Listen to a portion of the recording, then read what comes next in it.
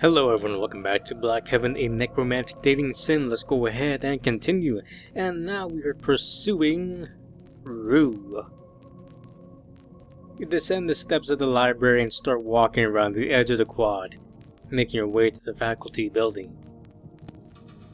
A gust of wind nearly blows you off your feet, and you catch something on the wind. The sound of crying. Oh boy, not another creepy ghost. Okay. You peer through the crowd to the clouds of ash and spot a shape standing near one of the pyres. Their faces in their hands, but their arms are long and warped. You can barely hear the thing sobbing over the wind, but as you watch, another figure emerges from the haze and joins it. Two more appear, and you see one of them grip the shoulder of the crying figure. Ghosts. The sobbing ghost doesn't move for a second, and the others gather around it. They move jerkily, like puppets on strings, and you see them reach for the crying one. Suddenly, this sobbing ghost spins around, crouches down, and leaps at the one behind it, knocking it down. You flinch as you hear a chorus of shrieks rise above the wind, and the scene is obscured by a cloud of ash. Through the haze, you can glimpse them fighting like wild animals, tearing at each other, biting and choking. You crouch down low and start running toward the faculty building, trying to give the pyres a wide berth. Fuck! You keep running through the ash, relying on your memories to guide you even when the ash obscures your vision. It's difficult to see through your goggles, so close your eyes and try to remember how the campus used to look. This is the east, west path on the south end of the quad, and I should keep running until... Out of the haze, a building suddenly looms over you, the records building. You run up to it and put your hand on the front wall and follow it north. After a few minutes, you see the familiar facade of the faculty building. The windows are broken and the roof seems to have collapsed, but you still recognize it. You dash inside and try to shut the doors behind you, but they're barely hanging out the hinges. You give up on them and walk into the entry hall, then crouch in front of the front desk. The howl of the wind is quieter in here. You can still see it blowing in through the windows and stirring up the dust. You look down the darkened hallway toward Rue's door and try to listen for any sounds. You feel that something's wrong, deep in your gut. You don't know what it is, but it reminds you of being watched. You stare into the darkness, straining your ears to distinguish anything apart from the wind outside. You try to breathe more shallowly so it doesn't distract you. That's when you notice something on the ceiling ahead move.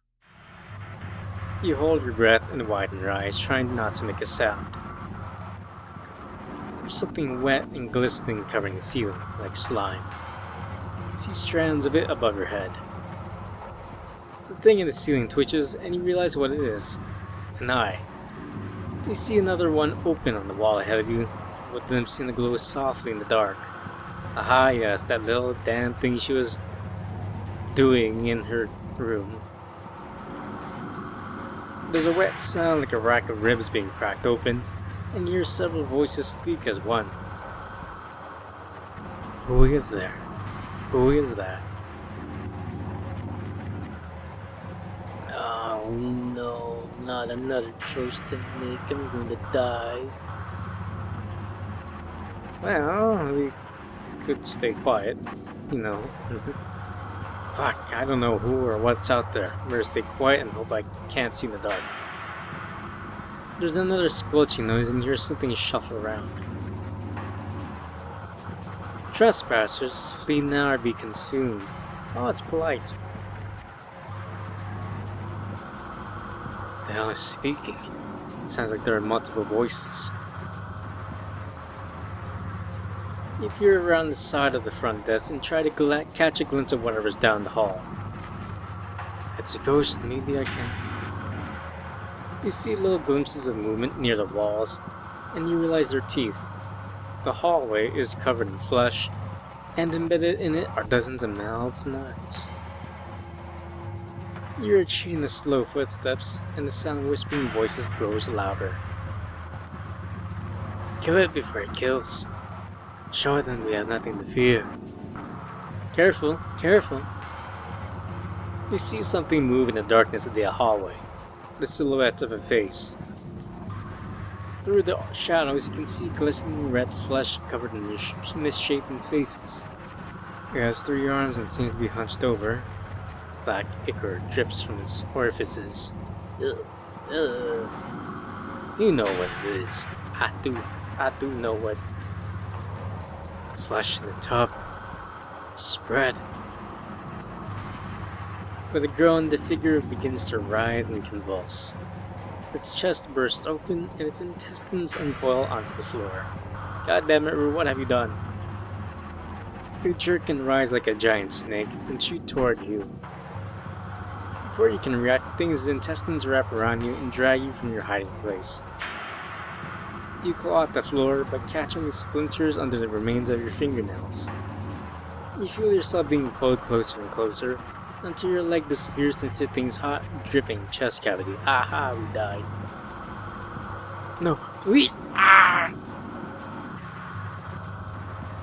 As the thing snaps her bones and pulls you inside, the last thing you see is a crack of faint light shining through the doors of the building. We have been deceased, we must load up another save. Guess I have to speak up to it. It decides it's too late to hide. Whatever it is, it knows you're there. Stand up from behind the front desk and raise her hands. Here. I'm here. I'm not here to hurt anyone. Who are you? Oh, golly. Spot. I think if I say my name, we should be safe. My name is Uzo. Uzo Zimi. I was a student here years ago. Uzo Zimi. The chorus of voices seems to split. You hear a dozen individual voices begin to speak to one another. You keep staring down the hall, trying to figure out where the voices are coming from. You see little glimpses of movement near the walls and realize they're teeth. The hallway is covered in flesh, and embedded in it are dozens of mouths and eyes. Don't eat me. You can only catch pieces of what they're saying. Her research assistant. He was her lover, the student. Helped with her research. Never found after it began. The voices suddenly cease, and you stand at the entrance to the hallway, waiting. Then you see something move in the darkness of the hallway, the silhouette of a face. Don't eat me, please. Uzo Zini, you had a hand in this. Plague. I didn't know it would turn into... You helped her make this. You were a testing animal. How did you survive? I met a physiomancer, and he was able to transplant my organs. Where did you meet him? In Lazula. You escaped the chemists. You spread the plague outside the walls. It had already gotten out.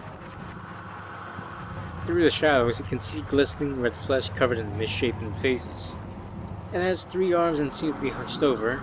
Black ichor drips from its orifices. Don't eat me, please. You know what it is. The flesh in the tub. It's spread. With a groan, the figure begins to writhe and convulse. No, it's gonna eat me. Its chest bursts open, and its intestines uncoil onto the floor. They jerk and rise like a giant snake, then shoot toward you. Before you can react, things' intestines wrap around you and drag you closer to it. You fall to your knees and claw at the floor, but catch only splinters under the remains of your fingernails. You feel yourself being pulled closer and closer until your leg disappears in the thing's hot, dripping chest cavity. No, please! Ah! And you're deceased again. Oh. As the thing snaps her bones and pulls you inside, the last thing you hear is a chorus of voices. You will die here, Uzumazini, with the rest of us. Well, damn. Okay, that was a terrible idea. We are not sitting on it. I'm a necromancer. Came here to see if there was anything left of the academy. A necromancer? The chorus of voices seem to split, and hear a dozen individual voices begin to speak to one another. Keep staring down the hall, trying to figure out where the voices are coming from. You see little glimpses of movement in the walls, and you realize there are teeth. The hallway is covered in flesh, and embedded in it are dozens of mouths and eyes. You will catch pieces of what they're saying.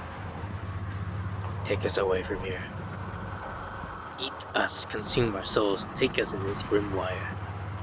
Nothing for him here, he will take something. Show him we were strong, not to be threatened. The voices suddenly cease, and you stand at the entrance to the hallway, waiting. Leave now. There is nothing for you here. You swallow hard. I'm looking for a ghost.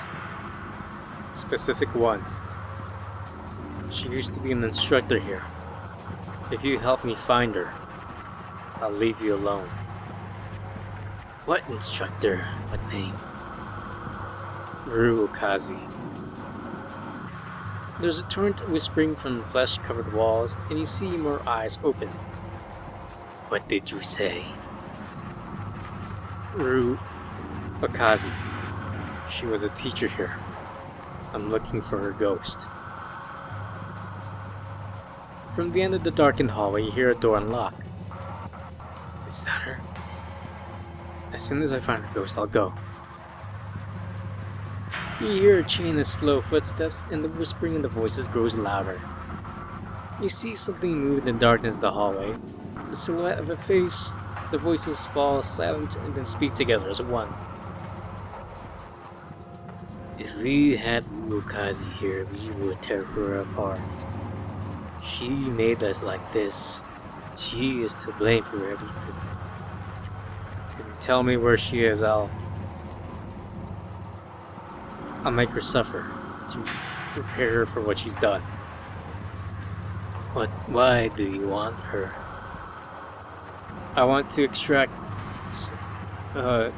information from her ghost. Voices whisper from the hallway, but you can't hear their words. We will tell you what we know, but you must make a deal. When you have information from her, you will bring her to us. You nod slowly. You don't intend on making good on your promise, but you know it's the only way forward. Deal. You hear a few more steps, and from the hallway, something walks closer. At the edge of the shadows, it stops. Through the shadows, you can see glistening red flesh covered in misshapen faces. It has 3 arms and seems to be hunched over. Black ichor drips from its orifices. It raises one of its arms and offers a 6-figured hand. You hesitate. Then you reach out and take it, squeezing the wet flesh. Ah, disgusting. Very well, we have a deal.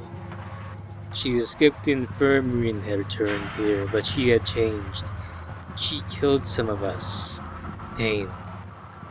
Fear. She was calling for her lover. Student. She called his name, but he was not here. Those who survived drove her out with flames. She lived. She was mad, gibbering in an animal. She was whispering numbers. What numbers? 209. 209. Oh. Remember that number. It's the room number of Izam's classroom. Is this helpful to you? Yes, thank you. Oh, I think I can find her. Good. Bring her to us when we're done. Alright. You start to head back out the entry hall, never taking your eyes off the thing standing in the hallway. You feel your back bump into door frames, so you take a step to the left and push open the door with your spine. I'll be back. You step out of the faculty building and start going down the stairs backward, then twist around and start running toward the lecture building. You walk into the lecture building, shut the door behind you, and immediately crouch in the corner near the door. You catch your breath and open your eyes wide. Your head stays still, but your eyes move behind the goggles, trying to soak in every detail of the entry hall. You see chairs and desks tipped over in the hall, piles of stacked books and a few heaps on the floor that looks like bodies. Down the hallway you can see doors ajar and more piles of books. Beyond that, it becomes too dark for you to see. You take out your pack of matches and light one. Dust and ashes caked on every surface. It seems to soak up the light. The light illuminates more books stacked in the hall. Their shadow will nearly blend in against the dirty floor. You look farther down the hallway, and for a second you glimpse the lanky silhouette of something. You blink and all you see is a few pages of paper fluttering to the floor. Rue, is that you? There's something there. Something knows I'm here. You stay silent and completely still, shielding the match with your hand to hide its light. A gust of wind screams down the hallway, sending loose pages flying against the walls. Your match is blown out, and the passage goes dark again. Shit! You crouch lower against the wall and try to shuffle to a different corner. As you do, you can hear the whispered dry, crumpled pages under your feet. You hide behind a stack of books and stop moving. Another small breeze blows at the entry hall, but nothing emerges in the hallway. However, when you strain your ears, you can hear something talking farther down the hallway. The voice sounds guttural and raspy, but you can't make out the words. You feel your throat dry up and your breathing gets shallower. Your heart pounds harder, and you feel sweat collect under your clothes. It's down the hallway. It could be Rue or it could be an instructor. Fuck, what am I gonna do?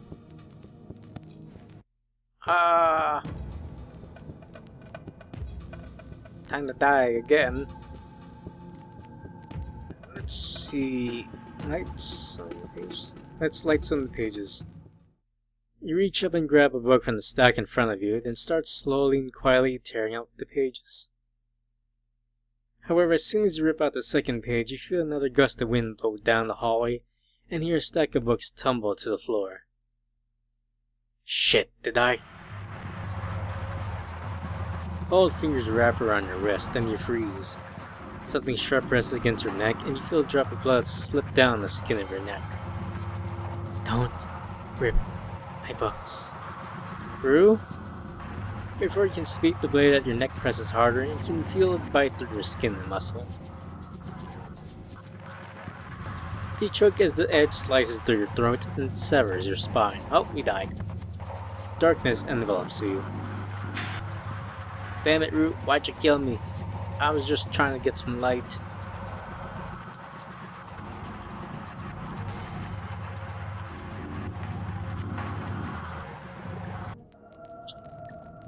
Okay, let's look at the books. You reach up to grab the book on top of the stack. You open the cover, though you keep your eyes on the hallway for a while before looking down the title page. Advanced Inquiries into the Problem of Growing Flesh. Glance around and look at the book below it. Cancerous anomalies and their patterns of metastasis. A quick look through the next one covers confirm your suspicion. All these books are on regeneration and cancer. Someone's been collecting them, either before they died or after. Maybe someone's ghost is still in here. She's still trying to find a cure. I hope it's her. Your eyes linger on one of the books in the stack, Colder Winters by Occult. You slide it out of the stack, letting the books on top fall into place. I remember this book. Should like this book. You tuck the book under your arm, take a deep breath, lay it on the match, and stand up. You step out from behind the stack of books and hold up your match so its light shines farther down the hallway. Some stacks in the distance almost reach the ceiling. Something else catches your eye as the dim light shines on the walls. There's a thick layer of dust and ash coating the walls, and you realize there's writing etched into it. Doesn't look like it's from a quill nib or stylus though. It's thicker, like a finger. Can't make out some of the writing. Looks like strings of numbers and letters. That's a lot of numbers. If you want to read all that, go ahead and do so.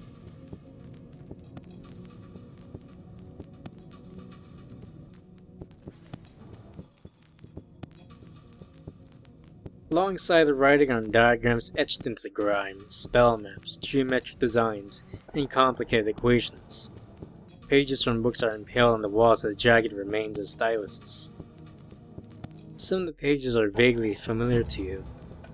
They seem to be concerned with the regeneration of living things. You quietly weave your way between the stacks of books and walk further down the hallway. Your eyes note the numbers of the classrooms you passed. 201, 202, 203. As you walk close to room 209, your nose catches the heavy stench of rotting flesh. We're still making that stench after all these years. It should be dried out and dusted by now.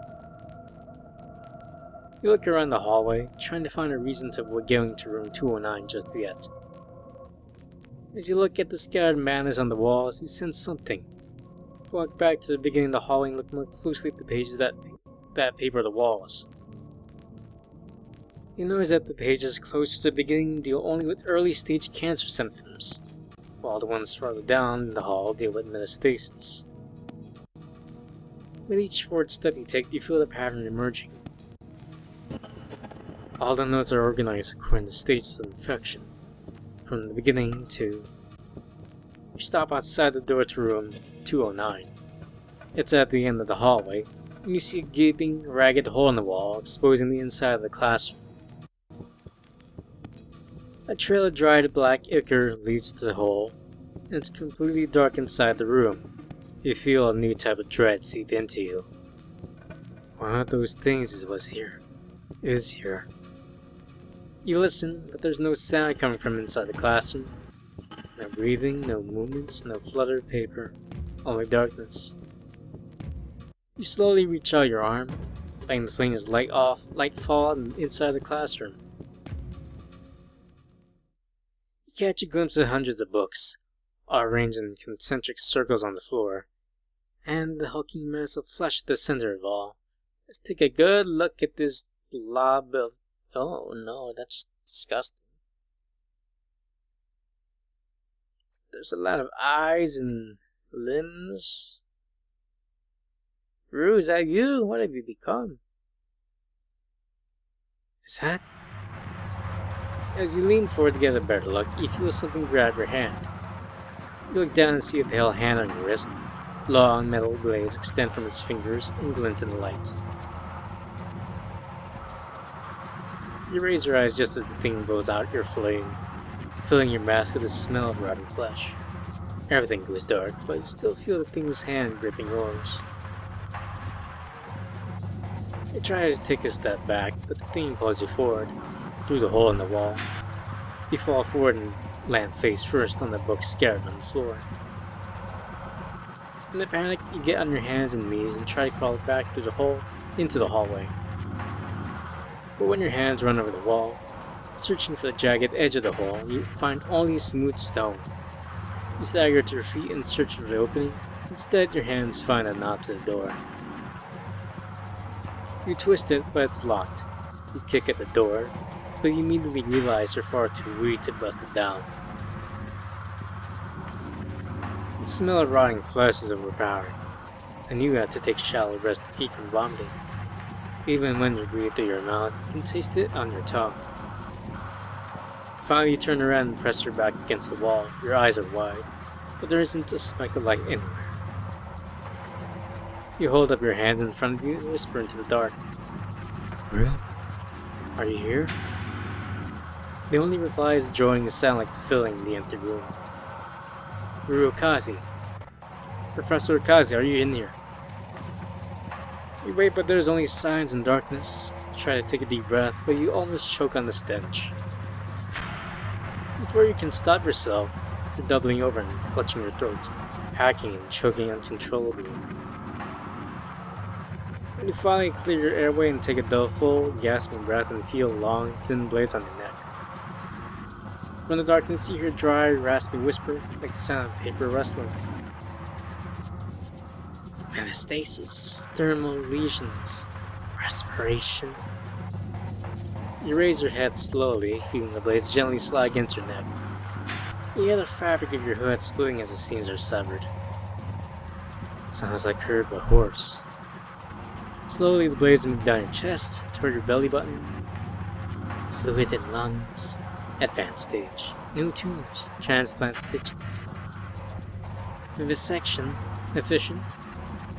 She's examining me. You feel one of the blades pierce your jacket and start sliding into your chest. Rue,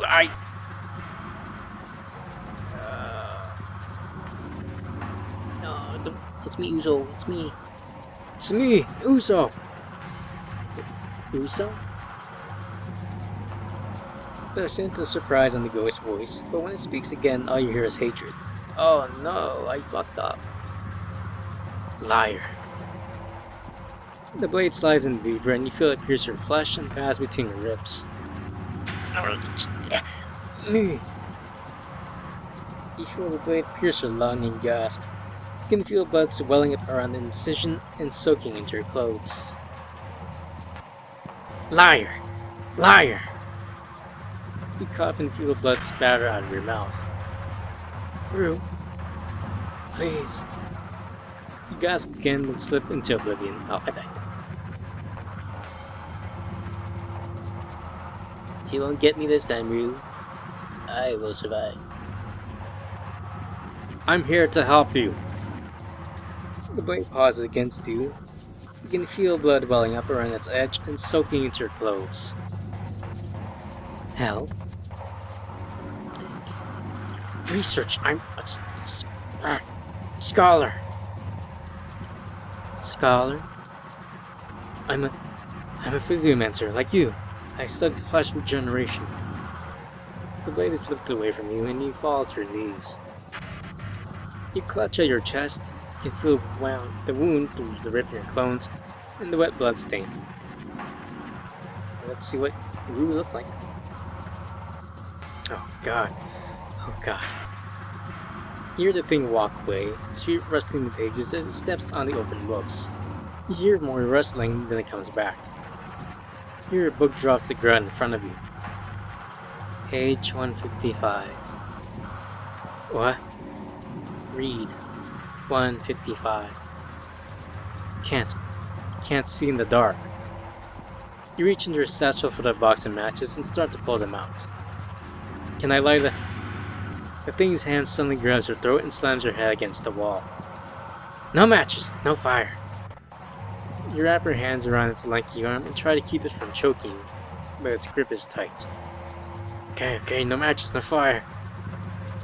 The thing's grip doesn't change. Now read. Page 155. Can't see in the dark.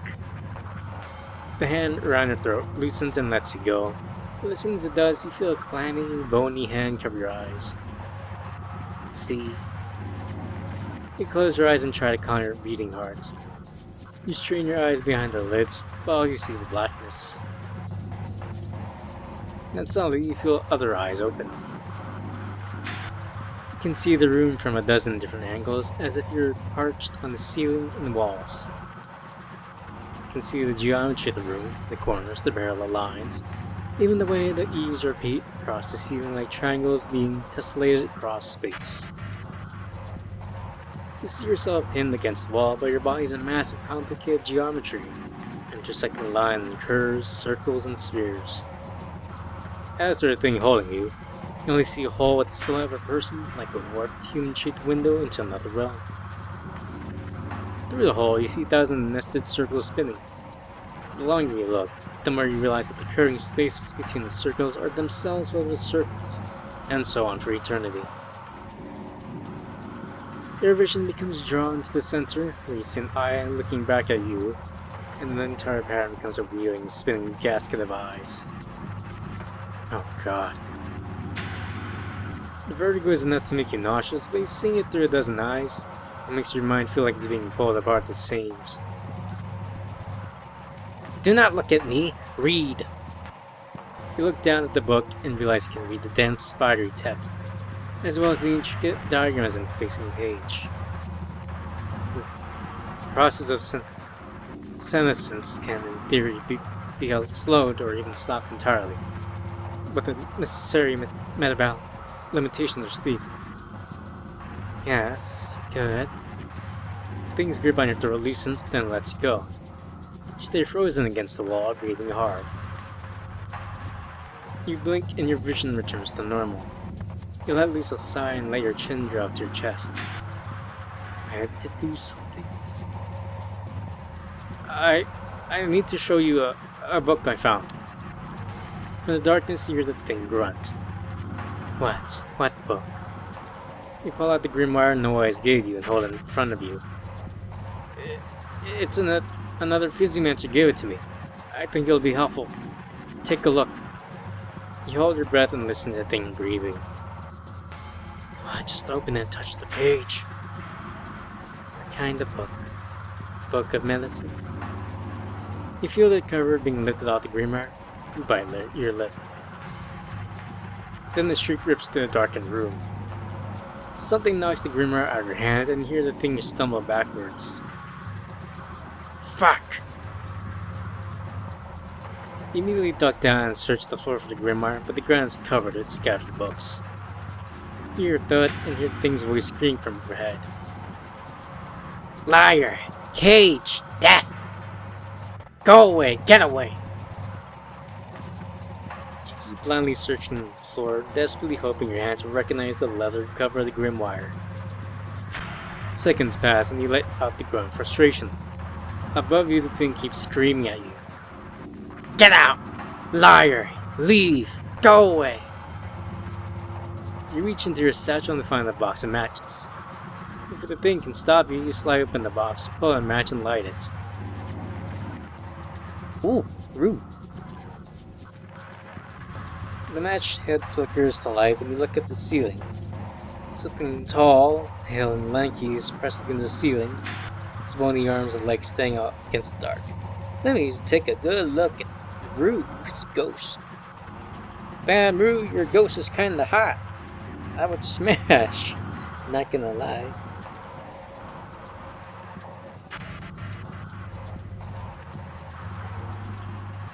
Let me check if you're naked. I mean, you are, but at least it's kinda censored. I should be okay. You can see the blades on its left hand, but its face is obscured by dark hair. Rude? The thing shudders and crawls backwards, back in the shouts, and here pages begin to rustle.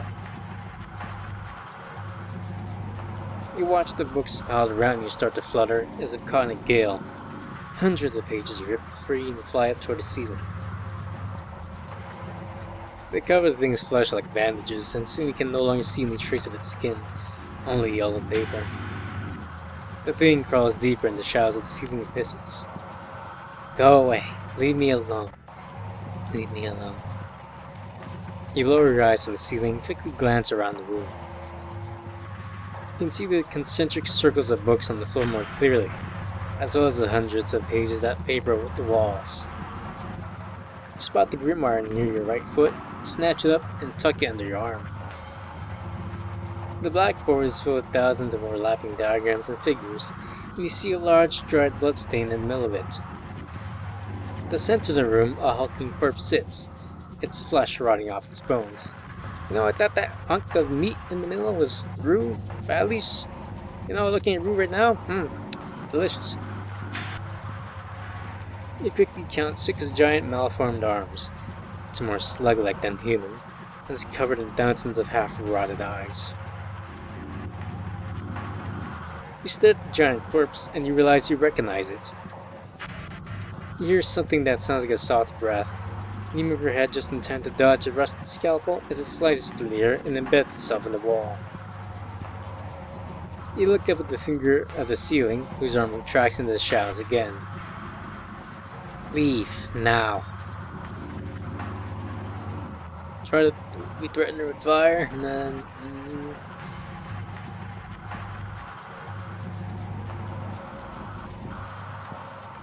Yes, let's talk to the ghost. Rue, please, you have to come with me. There's no... everyone's already dead. The camp is outside. The plague's already killed them. There's no use in making a cure now. No. Lying. There will be a cure. Rue, I'm telling you. Don't say that name. Don't! The ghost drops from the ceiling and twists in the air so that it lands on its feet. Rue! Rue! Don't kill me. I mean, all the eyes around you is kind of creepy, but,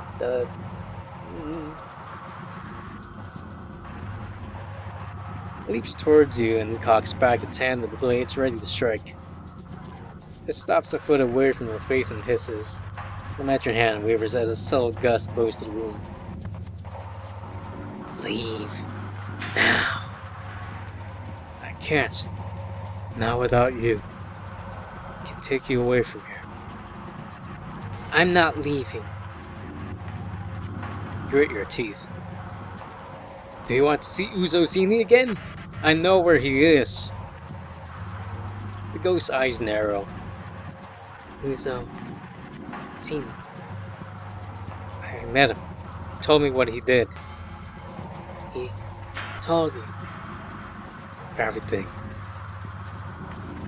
If you want to see him again, I can take you to him. Where is he? Lazula. The ground. He survived. Got out. The camp is closed, sealed. No way out of the walls. He found a way.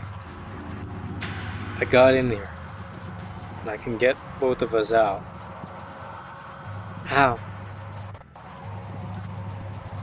You reach into your satchel and pull out the grimoire. You open it with one hand and hold it up. The ghost hisses and takes a step back. No, abyss like this. It's okay. It's just the grimoire. It's how I'm going to get you out of here. Not going in there. It's a trap. Please. I know what he did to you. If you want to see him, this is the only way. The ghost stands there for a few seconds, then a few more. You will let me out when you bring me to him. You will let me out so I can kill him. Why? You swallow. Yes. I will. Extinguish the flame. You look at the burning match, then at the ghost's face. You take a deep breath and blow out the match.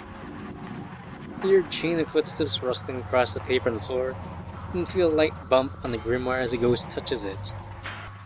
There's a quiet hissing sound like waves receding with the tide, and then the room is utterly silent. When you finally make it back to the library, you stagger through the doors and collapse on the floor inside. Lying on your back, you unbutton your jacket and shirt, and look down at the wet, scarlet wound on your chest. You reach into your bag and find your stylus and some bandages. Hemostasis? Flesh stitching? You don't know what damage Rue's ghost did to your internal organs, but you imagine something was punctured. At its on, they told you that if you had no one else to help you, you had to figure out the extent of the wound yourself. And if you couldn't see into the wound, you had to feel. Close your eyes and slide 2 fingers closer to the wound in your stomach. You grit teeth.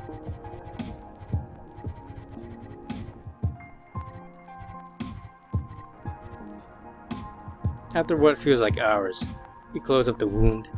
You don't know if you fixed everything, but the bleeding has stopped and you feel too exhausted to go on. You lay your head down on the table and try to drift off to sleep.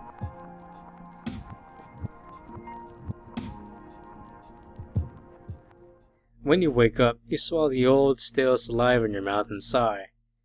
Your body still aches, but you can see daylight coming through the windows of the library. Time to get moving.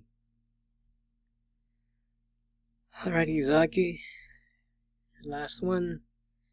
Maybe when I finish this, I'm gonna replay the game so I can get Izagi's section. I do want to smash. I do like Izaki. Be nice to me, Izagi. You're the only one that can beat me up. Izagi, the last time I saw her was after... You remember her standing up from the bench in the hallway of the faculty building. She had tears in her eyes. You never said goodbye to her. In fact, you didn't say anything the last time you saw her. Can't remember why. Of all the people who were trapped on campus, you'd always imagined that Izagi would have been one of the last survivors. At least out of the students. Not just because of her physical augmentations. Izagi's will was too strong to succumb to anything. She would have found a way to live, even if it meant chopping off her own arm. If you just to guess where her final resting place was, you would imagine it would either be her room or the dojo. You doubt she would have let anyone drag her to the fire and burn her. She would have fought the whole way or ran. Okay.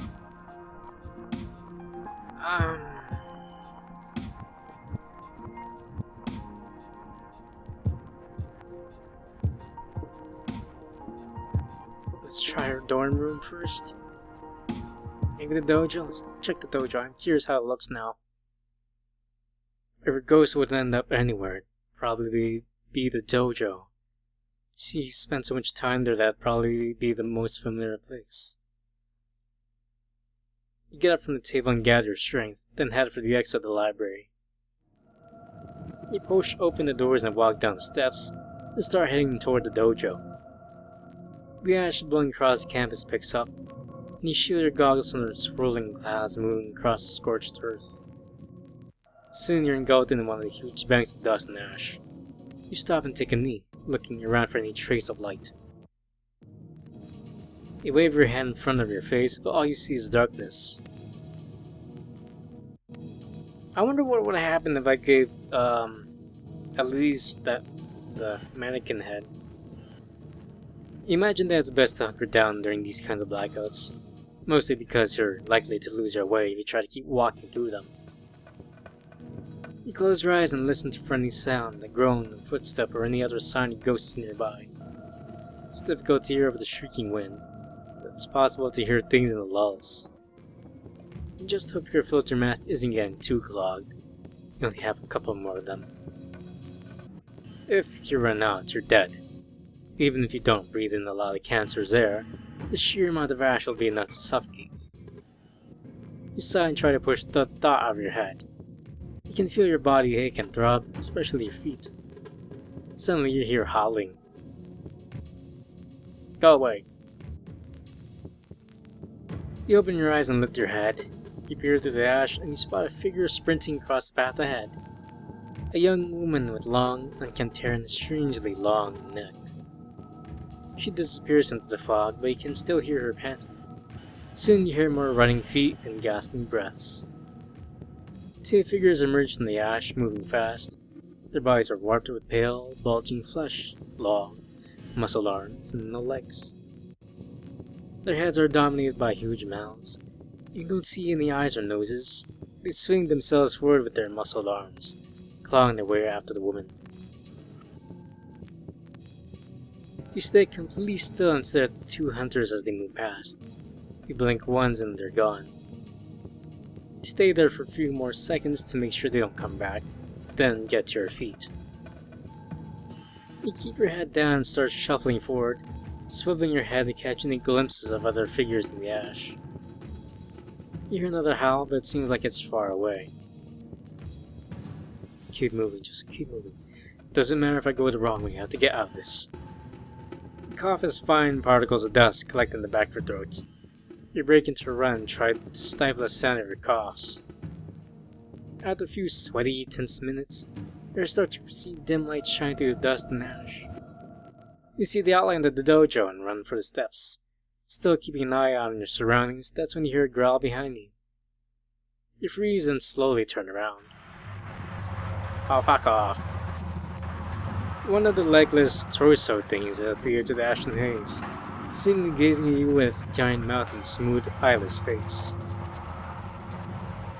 You take a few steps back towards the dojo steps. Your eyes never leave the thing. Is it a ghost or is it something born from the plague? Just look inside the dojo and then again.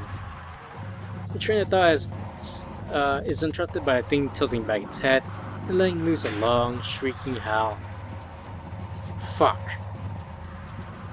You spin around and sprint toward the dojo, whose doors are less than 100 feet away. As you run, however, you hear a chorus of howls coming from every direction. You glance around and see dozens of those legless, pale things emerging from the ruins and loping toward you in their arms.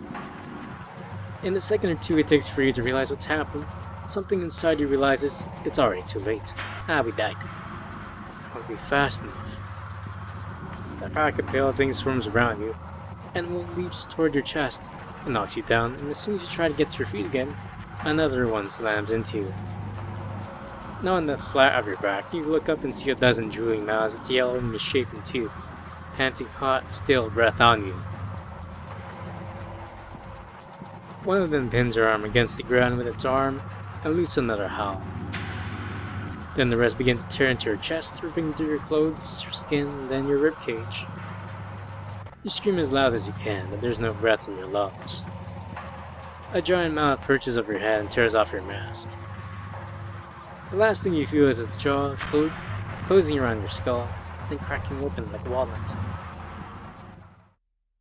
Goodbye, Earth. Well, that was the wrong way. Izagi's dorm.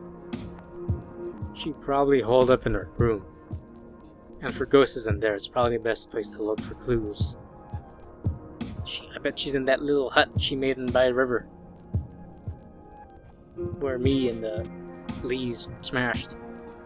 You get up from the table and gather your strength, then head for the exit of the library. I'm gonna miss this music. It's a little distorted. How creepy. You push open the doors and walk down the steps and start heading toward Izagi's dorm. The ash blowing across campus picks up, and you shield your goggles from the swirling clouds moving across the scorched earth. Soon you're engulfed in one of the huge banks of dust and ash. You stop and take a knee, looking around for any trace of light. You wave your hand in front of your face, but all you see is darkness. You imagine that it's best to hunker down during these kinds of blackouts. Mostly because you're likely to lose your way if you try to keep walking through them. Close your eyes and listen for any sound, a groan or footstep, or any sign of a ghost is nearby. It's difficult to hear over the shrieking wind, but it's possible to hear things in the lulls. You just hope your filter mask isn't getting too clogged. You only have a couple more of them. If you run out, you're dead. Even if you don't breathe in a lot of cancerous air, the sheer amount of ash will be enough to suffocate you. You sigh and try to push the thought of your head. You can feel your body ache and throb, especially your feet. Suddenly you hear a chorus of distant laughter. You open your eyes and lift your head. Through the ash, and to your surprise, you can see a trio of students walking through the fog about 15 feet away. They look to be in their late 20s, and they're wearing Itsan uniforms with no masks. You can see books under their arms. They seem oblivious to the haze of ash blowing around them. For a second you must call out to them. Then you see that their eye sockets are empty. Their posture is strange and hunched over. Their mouths hang open, their jaws are unhinged. can see flecks of ash drifting over their lips. You stay completely still and stare at the trio as they walk by. You blink once and they're gone. You stay there for a few more seconds to try to make sure they don't come back, then get to your feet. You keep your head down and start shuffling forward, swiveling your head to catch any glimpses of other figures in the ash. You another brief faint burst of laughter from somewhere in the haze, but seems like it's far away. Keep moving, just keep moving. Doesn't matter if I go the wrong way, I have to get out of this. You cough as fine particles of dust collect in the back of your throat. You break into a run and try to stifle the sound of your coughs. After a few sweaty, tense minutes, your eyes start to see dim light showing through the dust and ash. You emerge from the cloud a few buildings down from Izagi's dormitory and breathe a sigh of relief. You make your way along the buildings, stopping behind chunks of rubble and dead trees to hide and look around. When you finally make it back to the third building, you feel your heart pounding in your chest. You walk up the steps, open the entrance doors, and slip into the entry hall. Alright, I said my name twice for the two other girls and they killed me. I wonder if I say my name, Izagi's ghost will kill me. You crouch in behind a dusty, charred couch, try to catch your breath. Glance around, but nothing seems to move. The whole entry hall is covered in thick layer of dust, and most of the furniture seems to have been scorched or ripped apart. When you look down at the floor, however, you see strange, misshapen footprints on the marks of things being dragged through the grime. Something heavy, maybe like bodies. You look around and spot a lot more footprints, all of them relatively fresh looking. There's a lot of things still in there. Past this entry hall is the main stairway to the next floor landing. It's wide and easier to scope out, but if you go that way, you're most likely to attract attention. The other option is the rear stairway near the back of the building. It's more discreet. Once you're in the stairwell, there will be less chance to back out, especially if you need something there. That sounds bad. It's a trap. Obviously, someone will take the rear staircase, and then they'll bump something, and then they die, so I'll take the main staircase. I don't want to end up trapped somewhere I can get out of. At least with the main stairway, I can scout ahead. You start making your way toward the main staircase, just staying low and quiet. Oh, whoa. The staircase is fucked. That's a nice background art, though. You make it to the foot of the staircase and look up toward the higher landings, then the floor above. There's only drifting dust and piles of clothes. You begin to climb the staircase one step at a time. Your eyes still fixed on the floor above. You're strained to listen for a splintering floorboard, creaking door, but it's silent. Okay, so far so good. No, you jinxed yourself. It's not good anymore. You make it halfway up the stairs and pause, crouched against the banisters. Catch your breath, flex your fingers, and stretch your back to keep it from cramping. When you begin climbing the staircase again, carefully step over broken timbers and shards of glass and porcelain. Someone's china cabinet? Your eyes focus on the steps beneath their bare feet, trying to find a path through the sharp debris. However, the next several steps are absolutely carpeted with sharp little pieces of glass, the remains of some kind of trophy case. Son of a... This is a test. It's a test of attrition. We have to keep going. You take a deep breath and swing your right leg forward to try to leap across those steps. Your right foot lands on a step above the shards, but you immediately feel a chunk of the stairs splinter and crack in two with a loud crack. It's too late to stop, however. You have to swing your left leg up next, or you'll be doing the splits across the stairs of full broken glass. Oh yeah, we don't want that. Our poor nuts will be impaled. You brace yourself against the railing, propel the rest of your body forward, so your left foot lands on a step above your right. You regain your balance, then lift your right foot out of the broken remains of the step. God damn it, god damn it, god damn it! You freeze in place and listen. Don't hear anything for a second or two. Then you catch the sound of a door banging open. Then another. And another. Above your head, dust falls on eaves as dozens of running feet race across the floorboards. Dozens? Fuck. You start running up the staircase, hoping to reach the top and find a place to hide before those running feet make it to you. You take the steps 2 at a time, then 3 at a time, using the railing to haul yourself up the stairs. Finally, you reach the top and see 2 hallways. One stretching to your left, the other to your right. The left one is partly blocked with piles of furniture, so you start sprinting down the right one. As soon as you spot a door, you try to wrench it open. It doesn't budge. You try the next room, the next one, but none of these open even have doors.